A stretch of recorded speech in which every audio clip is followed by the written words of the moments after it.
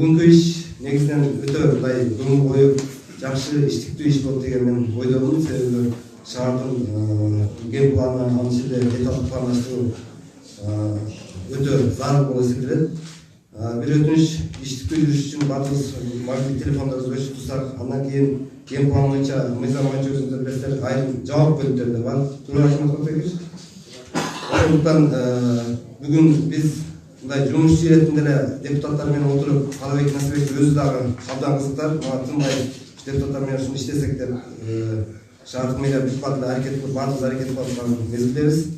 Жабык учурларын кароо максаты бүгүнкү жумушчу иретин калыптан урматтуу Массалык Мамат Кажатов өкүлдөрү, сиздерден өтүнөт.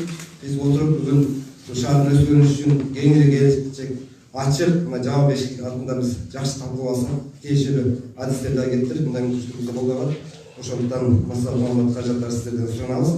Анда катар менен кетерсек, сөз шаардын архитектору жалпы маалымат бериш үчүн Ажымурат Кутбанбекович сизде.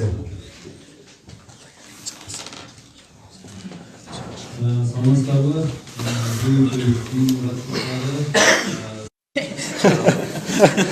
Жаш эле. Ачыгып көрсө жакшы болот эле да, Азаматка туура. Мындай болгондо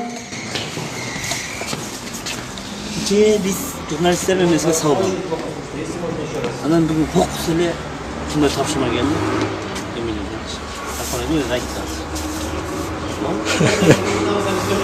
Айта